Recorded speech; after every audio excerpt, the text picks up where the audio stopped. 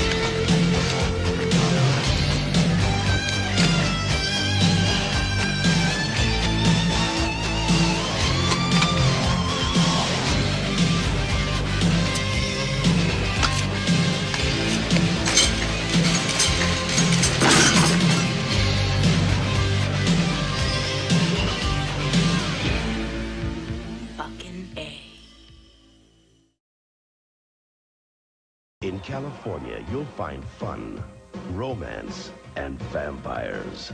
You better get yourself a garlic t-shirt, buddy. You been eating pizza? No, why? Ooh, you smell like garlic. The Lost Boys. The New York Times calls it timely, relentlessly funny, and a hip comic twist on the classic vampire movie. Bring home The Lost Boys on video cassette from Warner Home Video. Hey, this is Matt once again. Welcome back to another review, and this is another request, this time for Devon, who wanted my thoughts on the 1987 film The Lost Boys. Now, it's a re-review, but I did mention I'd be willing to not just do reviews, but also re-reviews, or pretty much any type of videos. And if you ever want to request something, you can either join my Patreon or send in a request down below in the info box via my, send it via my PayPal, and the link to that is down in the info box. Let me reword that. So, again, if you want to send a request, either send it directly via my PayPal or join me on Patreon. The links are down below. But The Lost Boys, of course, sadly, we recently lost Joel Schumacher, who I did a video on when he passed away, because I thought he was a very talented director. I love DC Cab. I think someone's actually releasing a Blu-ray of it. There'll be no features, of course, but be nice to at least see get a Blu-ray. But that was announced in February, and there's been no word, so I don't know what's going on with it.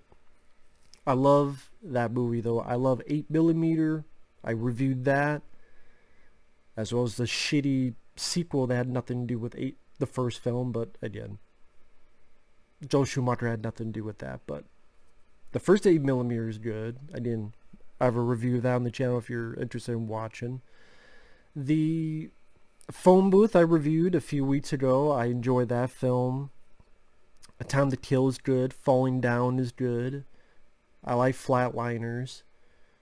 But he's done a lot of solid work. And then people just say, oh, Batman and Robin. The guy was a lot more than Batman and Robin. Give me a fucking break. And this is easily one of his best ones. I mean, The Lost Boys, it's one of my favorite vampire films. It's up there with From Dusk Till Dawn and the original Fright Night. I watched this film quite a few times when I was a kid. Enjoyed it ever since. I love the MTV... It felt like an MTV style vampire movie. I mean that in a good way. This is 80s MTV. You know, when there was actual music on music television. I mean, the soundtrack is superb. You have Cry Little Sister, Cry to Your Brother. You got Lost in the Shadows. You got People Are Strange when you're alone, when you're strange. People remember your name. You got NXS's Good Times. You got Don't Let the Sun Go Down on Me. It's a great soundtrack. You have a really good cast. Jason Patric, honestly, this is one of the only films I could deal with him. Because it's not Speed 2. But he did fine here.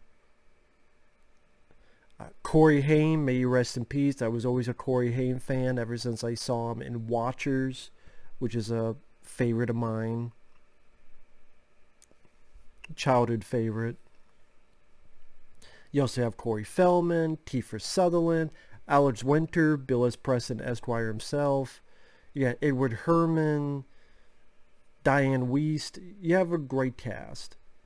They all do their jobs well. Joel Schumacher showed a lot of visual talent in the movie. For example, POV shots. Like these insane shots that's in the sky as going towards the caves that our vampires are at. And then I guess they had done an edit or something, but to make it go try as smoothly as possible to go in to the caves and make it all look like in one shot. Or these high angles where, and this was a smart decision, because you gotta show that these guys are flying, but if you just show them flying, it would look like Wicked Witch or the fucking flying monkeys in Wizard of Oz. So how do you showcase that but do it effectively but not look goofy? The POV shots. So there's people early on that get killed and you utilize the POV shots and how the height of it. Or later on when Jason Patric, Corey Haim rescue their dog and they have to get back to the house and you see the POV approaching faster and faster. That was very smart directing choice that Joel Schumacher did. The characters had personality to them. I like Corey Haim. I thought him and Jason Patric worked well together. I bought them as brothers. Like when they first, it's pretty much them and their mom Dianne Wiest. They moved to Santa Carla, the murder capital of the world, to move in with their grandpa, Dianne Wiest's dad. And the two are actually mentioning, wow, pretty cool place. Yeah, for a Texas Chainsaw Massacre. I thought that was a fun reference, and there'll be times where they're talking to the mom and Jason Patric's like messing with Corey Haim, like brothers would do. Other personalities, the Frog Brothers, Corey Feldman, and I always forget the other guy's name. I always forget the name. He actually had a big part in the Blob remake, 1988. But they're definitely inspired by Rambo. I mean, Corey Feldman has the red bandana.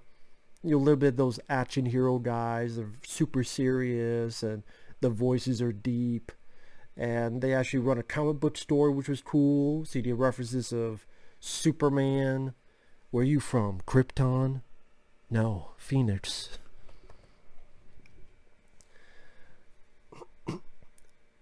So it was cool, it just has a fun, entertaining vibe to it with the soundtrack. When the location they shoot at this amusement park, is not by the beaches. It just, well, there's some.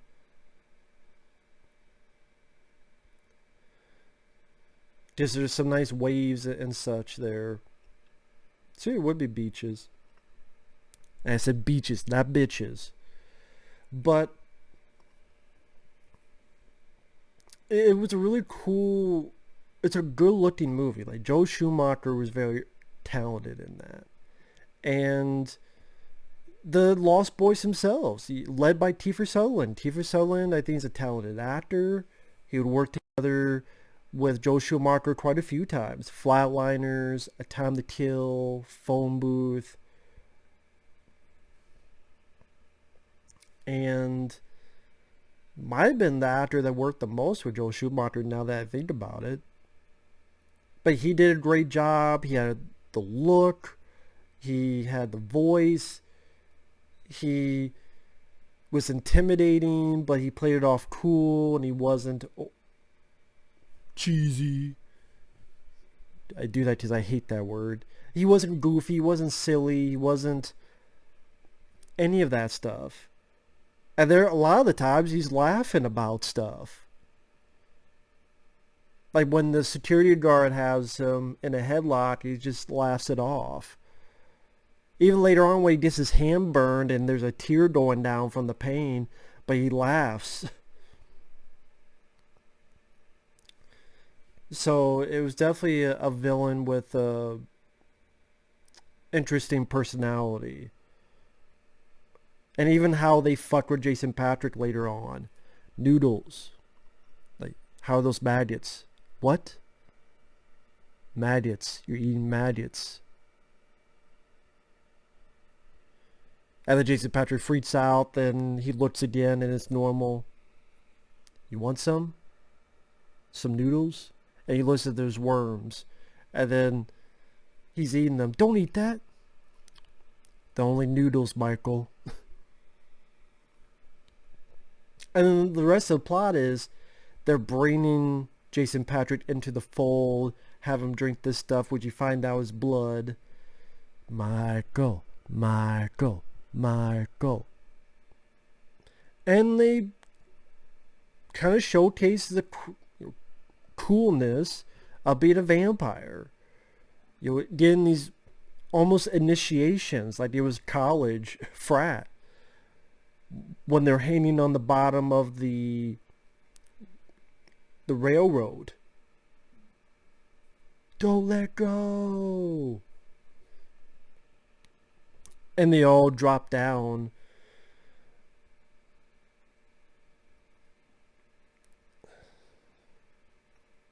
And also, the movie had a good sense of humor. There were serious moments, there was humorous moments. I thought it blended both fairly well.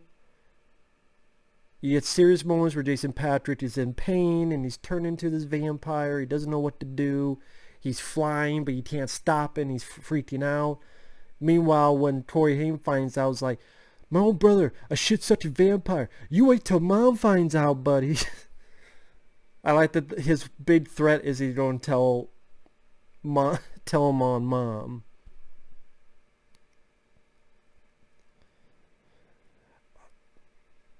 You also have Gertz as star. I always remember the saxophone player during the amusement park scenes. I believe. Which I don't know why he always had his shirt off, but whatever.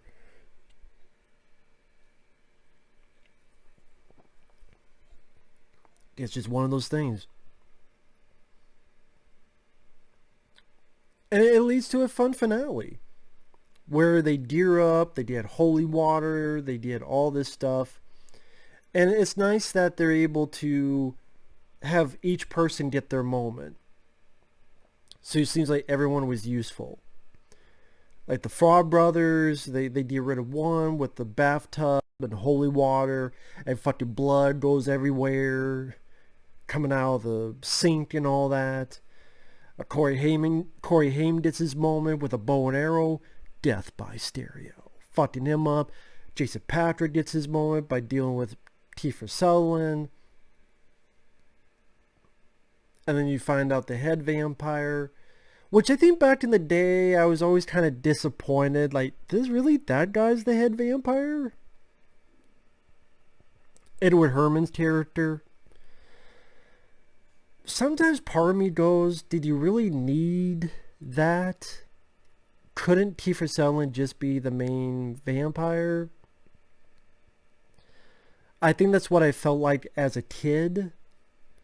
But nowadays I appreciate it because it does explain a bit as to why this is all happening. Because Edward Herrmann liked the mom. And he's like, well, if I could get your kids to be part of this, then you'll join too. So maybe that's what led them to getting Jason Patric in the first place. Plus it led to the grandpa helping out, and then that line at the end, never could stomach being a Santa Carla. All the damn vampires. And cut to the characters and then just, it's like, this dumbfounded, you knew all along, you motherfucker. You didn't fucking tell anybody. Letting people fucking die. Would you fucking die, you old fucking geezer. Wannabe Santa Claus looking motherfucker. You motherfucker. You could have fucking told us, but we would have fucking died, you piece of fucking shit. Fucking asshole. Grandpa, he is an asshole. I'll say he's an asshole. He could have fucking told him. Not off the get-go, but he knew shit was going down. He could have fucking done something else. And how the fuck did he know? Did he have psychic powers that he knew to drive in at that same time, that same moment? Like, how did he know? Did he leave a fucking secret microphone he hid up someone's ass? Oh, trouble's on the way, and let me drive my truck through. Like, how did he know? How did he know at that specific time to drive the fucking truck right in? I don't know. Maybe he has x-ray vision. Maybe he's psychic or something. I don't know. Maybe he learned shit from reading the TV Guide all the time. Hell if I know. And why does Corey Haim have such weird shirts and outfits? I don't know. Is it kind of weird that each time I had Corey Haim, they had Corey Haim with the dog, I kept thinking he was going to say Furface. I'm like, that's the wrong movie, Matt. That's Watchers. And I love Watchers. I wish they would get a Blu-ray. That and Watchers 2. Please, someone put a Blu-ray out for those two. At least those two. Please. They're stuck on an out-of-print DVD, which was only a VHS rip. Put onto a DVD disc.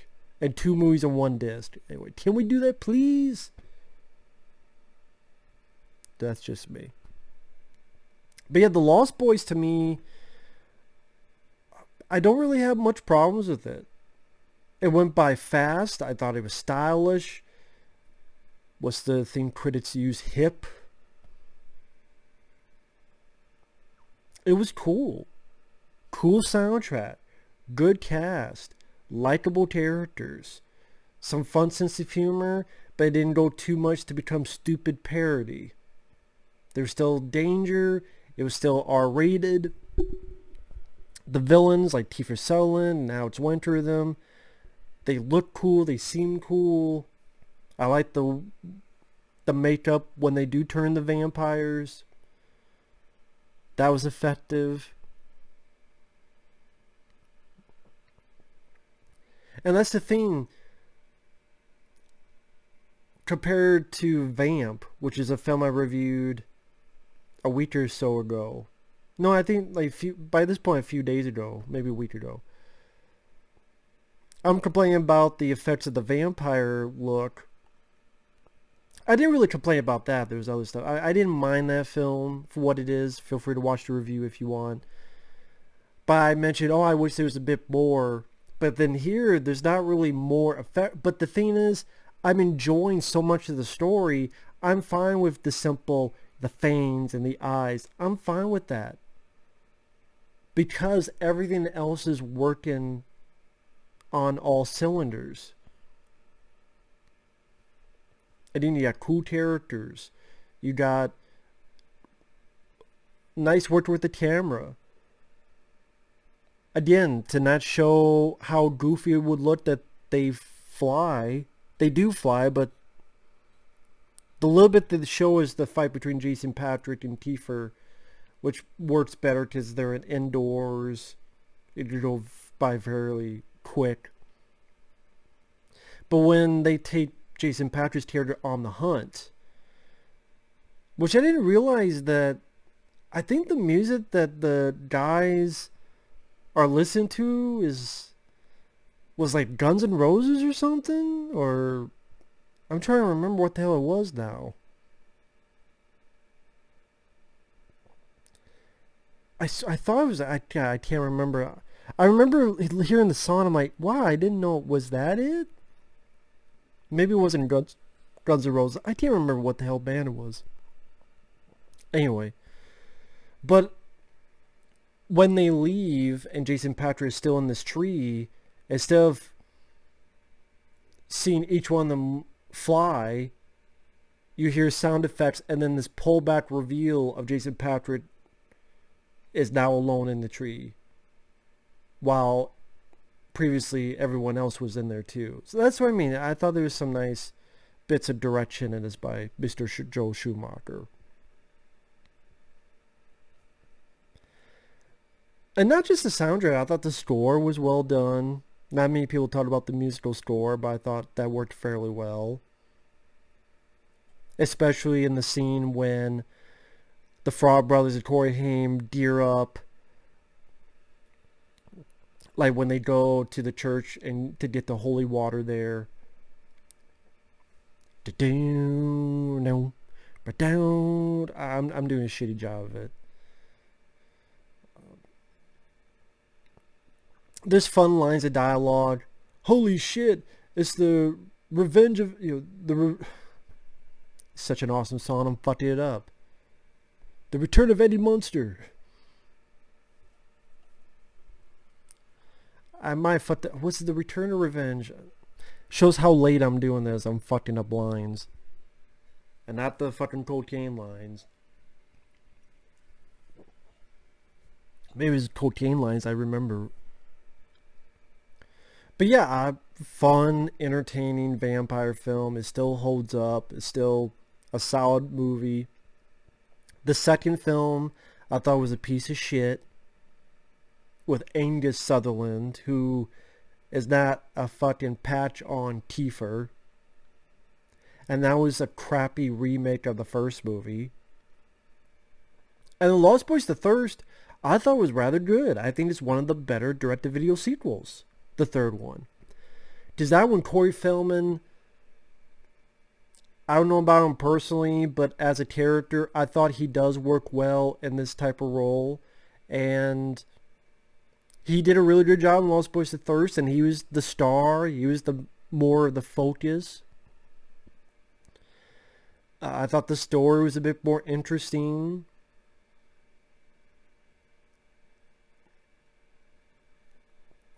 And I thought the